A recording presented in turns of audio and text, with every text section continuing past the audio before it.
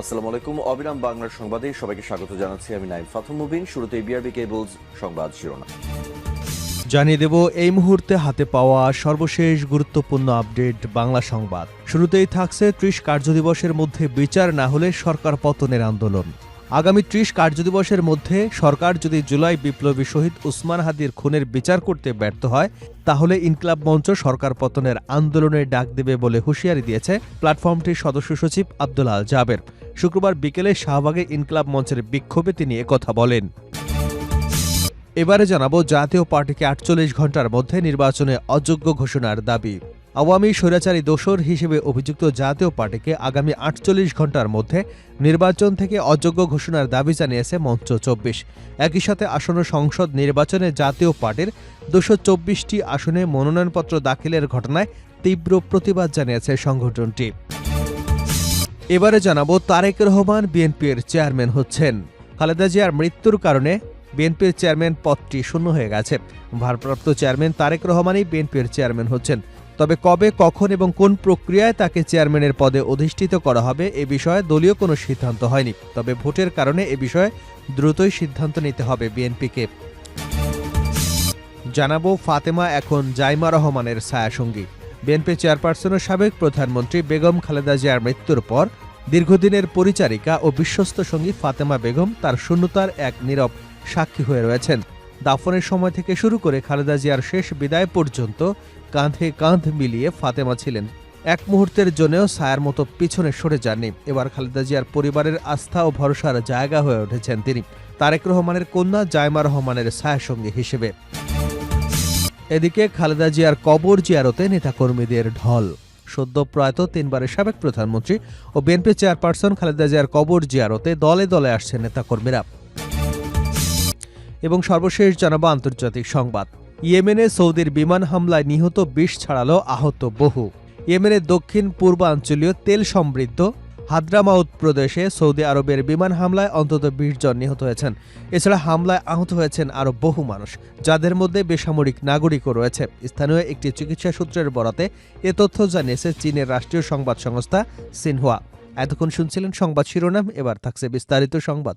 প্রিয় দর্শক, আপনি যদি এই চ্যানেলে নতুন হয়ে থাকেন, ভিডিওটি দেখতে দেখতে চ্যানেলটি সাবস্ক্রাইব করে আমাদের সঙ্গে থাকুন। আর এই ভিডিও সম্পর্কে আপনি আপনার মূল্যবান মতামতটি কমেন্ট বক্সে জানিয়ে দিন। আর হ্যাঁ প্রিয় দর্শক, জানিয়ে দিন ভিডিওটি কোন জেলা থেকে দেখছেন। আগামী ৩০ কার্যদিবসের মধ্যে বিচার না হলে সরকার পতনের আন্দোলন জাবের। আগামী ৩০ কার্যদিবসের মধ্যে যদি জুলাই বিপ্লবী শহীদ উসমান হাদির খুনিদের বিচার করতে ব্যর্থ হয়, তাহলে ইনকিলাব মঞ্চ সরকার পতনের আন্দোলনের ডাক দেবে বলে জানিয়েছেন প্ল্যাটফর্মটির সদস্য সচিব আব্দুল আল জাবের। শুক্রবার বিকেলে শাহবাগে ইনকিলাব মঞ্চের বিক্ষোভে তিনি একথা বলেন। জাবের বলেন, আমাদের কথা খুব পরিষ্কার, আমাদের কোনো লুকোচুরি নেই। আগামী ৩০ কার্যদিবসের মধ্যে এ সরকার যদি খুনের বিচার কার্য সম্পন্ন করতে ব্যর্থ হয়, তাহলে আমরা ৩০ কার্যদিবসের পরে সরকার পতনের আন্দোলন শুরু করব। যেই সরকার উসমান হাদির খুনি এবং এ খুনের সঙ্গে যারা সম্পৃক্ত তাদের গ্রেপ্তার বা তাদের সন্ধান পর্যন্ত দিতে ব্যর্থ হয়েছে, সেই সরকারের তো ক্ষমতায় থাকার কোনো প্রয়োজন নেই। ইনকিলাব মঞ্চের সদস্য সচিব বলেন, আগামী ৭ই জানুয়ারির মধ্যে শুধু খুনি নয়, এ খুনের পেছনে যারা রয়েছে প্রত্যেককে আইডেন্টিফাই করে এরপরে চার্জশিট দাখিল করতে হবে। যদি মনে করেন যে যারা খুনের পেছনে রয়েছে তাদের ব্যাপারে মুখ খুললে আপনার ক্ষমতা থাকতে পারবে না, আপনাদের ক্ষমতায় থাকার দরকার নেই। জাবের বলেন, আজকে উসমান হাদিকে গুলি করার ২১তম দিনে এবং তার শাহাদাতের ১৫তম দিন। এখন পর্যন্ত আমরা সরকারের পক্ষ থেকে এমন কোনো সংবাদ শুনতে পাই নাই যেটার কারণে আমাদের বাসায় ফিরে যাবার কোনো সুযোগ আছে।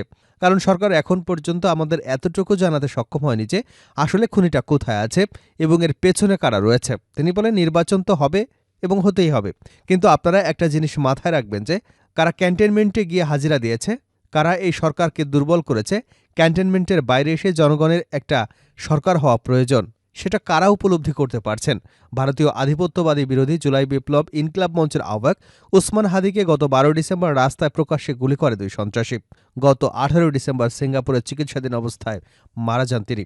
গুলি করার পর শুটার ফয়সাল করে মাসুদ এবং তার সহযোগী আলমগীর শেখ ভারতে পালিয়ে যায় বলে জানিয়েছে পুলিশ। এর মধ্যে ফয়সাল নিষিদ্ধ ছাত্রলীগ নেতা। ওসমান হাদির রাজনৈতিক সতীর্থদের অভিযোগ, এই হত্যাকাণ্ডে পতিত শক্তি আওয়ামী লীগের হাত রয়েছে।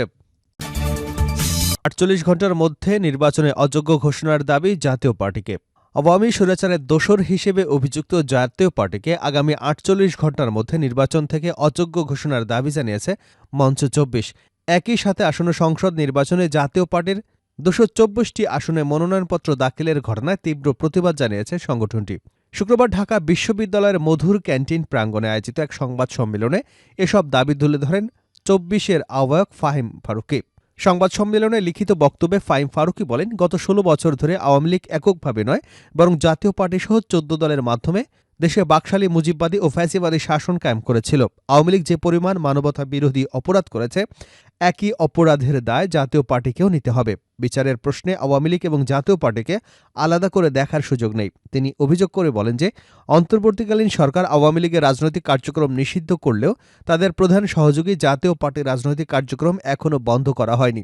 জুলাই পরবর্তী বাংলাদেশে কোনো ফ্যাসিবাদ বিরোধী বা বাকশালী রাজনৈতিক শক্তির রাজনীতি করবার সুযোগ নেই বলে মন্তব্য করেন। বক্তব্যে আরও বলা হয়, শেখ হাসিনার আমলে অনুষ্ঠিত প্রতিটি প্রহসনের নির্বাচনে আওয়ামী লীগ এবং জাতীয় পার্টি একই ভূমিকা পালন করেছে। জনগণের ভোটাধিকার হরণে জড়িত কোনো দল বা জোট জুলাই পরবর্তী বাংলাদেশের রাজনীতিতে অংশগ্রহণ করতে পারে না। তারেক রহমান বিএনপির চেয়ারম্যান হচ্ছেন। খালেদা জিয়ার মৃত্যুর কারণে বিএনপির চেয়ারম্যান পদটি শূন্য হয়ে গেছে। ভারপ্রাপ্ত চেয়ারম্যান তারেক রহমানই বিএনপির চেয়ারম্যান হচ্ছেন। তবে কবে, কখন এবং কোন প্রক্রিয়ায় তাকে চেয়ারম্যান পদে অধিষ্ঠিত করা হবে এ বিষয়ে এখনও দলীয় সিদ্ধান্ত হয়নি।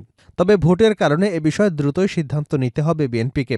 বিএনপির দায়িত্বশীল সূত্র জানিয়েছে, বিএনপি চেয়ারপারসন খালেদা জিয়ার মৃত্যুর পর দলের ভেতরে এখন সবচেয়ে সংবেদনশীল প্রশ্ন নির্বাচনী প্রচারে ব্যানার, ফেস্টুন, বিলবোর্ড, প্রচারপত্র এবং ডিজিটাল পোস্টারে কার ছবি যাবে। নির্বাচন কমিশনের সঙ্গে আলোচনা করে এ বিষয়ে দ্রুত সমাধানে আসতে হবে বিএনপির নেতৃত্বকে। আগামী ১২ই ফেব্রুয়ারি ত্রয়োদশ জাতীয় সংসদ নির্বাচন এবং গণভোট। তফসিল ঘোষণার আগে থেকেই বিএনপির অনেক প্রার্থী নির্বাচনী ব্যানার, ফেস্টুন, বিলবোর্ড, প্রচারপত্র তৈরি করেছেন। অনেকে ডিজিটাল পোস্টার, ব্যানার লাগিয়ে সামাজিক যোগাযোগ মাধ্যমে প্রচার করছেন। এতে দলের চেয়ারপারসন খালেদা জিয়ার ছবি রয়েছে। কিন্তু খালেদা জিয়ার মৃত্যুর কারণে বাস্তবতা পাল্টে গেছে। সংসদ নির্বাচনে রাজনৈতিক দল এবং প্রার্থীর আচরণ বিধিমালা ২০২৫-এর বিধির ৭-এর চ অনুযায়ী কোনো প্রতিদ্বন্দ্বী প্রার্থী কোনো নিবন্ধিত রাজনৈতিক দল কর্তৃক মনোনীত হলে সেক্ষেত্রে তিনি শুধু নিজের বর্তমান দলীয় প্রধানের ছবি, ব্যানার, লিফলেট, হ্যান্ডবিল, ফেস্টুন ছাপাতে পারেন। ছবির পোর্ট্রেট আকারে হতে হবে এবং তা কোনো অনুষ্ঠান বা জনসভায় নেতৃত্বদান বা প্রার্থনারত অবস্থায় বা ভঙ্গিমায় ছাপানো যাবে না। বিএনপির গঠনতন্ত্র অনুযায়ী ভারপ্রাপ্ত চেয়ারম্যান তারেক রহমান স্বয়ংক্রিয়ভাবে চেয়ারম্যানের দায়িত্ব প্রাপ্ত হয়েছেন, যদিও দলের পক্ষ থেকে এখনও আনুষ্ঠানিক ঘোষণা আসেনি। আবার এই পদও ব্যবহার করা হচ্ছে না। এ অবস্থায় দলীয় প্রার্থীর প্রচার, ব্যানার, ফেস্টুনে কার ছবি ব্যবহার করা যাবে সেটা এখন মীমাংসিত হয়নি। এ বিষয়ে বিএনপির স্থায়ী কমিটির সদস্য সালাউদ্দিন আহমেদ বলেন, নির্বাচনী প্রশ্নে দলীয় প্রধানের ছবি ছাপানোর বিষয় আছে। এ বিষয়ে নির্বাচন কমিশনের সুস্পষ্ট ব্যাখ্যা নিতে হবে। আমরা শিগগিরই কমিশনে যাব। ফাতেমা এখন জাইমা রহমানের ছায়াসঙ্গী। বিএনপির চেয়ারপারসন ও সাবেক প্রধানমন্ত্রী বেগম খালেদা জিয়ার মৃত্যুর পর দীর্ঘদিনের পরিচারিকা ও বিশ্বস্ত সঙ্গী ফাতেমা বেগম তার শূন্যতার এক নীরব সাক্ষী হয়ে রয়েছেন। দাফনের সময় থেকে শুরু করে খালেদা জিয়ার শেষ বিদায় পর্যন্ত কাঁধে কাঁধ মিলিয়েছিলেন ফাতেমা। এক মুহূর্ত ছায়ার মতো পিছনে সরে যাননি। এবার খালেদা জিয়ার পরিবারের আস্থা এবং ভরসার জায়গা হয়ে উঠেছেন তিনি। তারেক রহমানের কন্যা জাইমা রহমানের ছায়াসঙ্গী হিসেবে ফাতেমা বেগম দীর্ঘ প্রায় ১.৫ দশক ধরে খালেদা জিয়ার জীবনের অবিচ্ছেদ্য অংশ ছিলেন।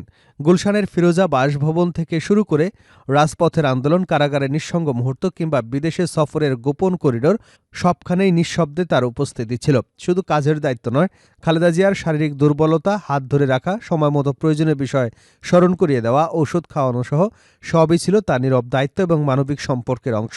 ফাতেমার জীবনযাত্রা ছিল সহজ সরল। ভোলার কাচিয়া ইউনিয়নের কৃষক পরিবারের মেয়ে হিসেবে বেড়ে উঠলেও স্বামী মারা যাবার পর ২ সন্তানই এক কঠিন জীবনের সংগ্রামে পা রাখেন। সংসারের ভার বইতে গিয়ে ২০০৯ সালে ঢাকা এসে খালেদা জিয়ার বাসভবনে কাজ শুরু করেন।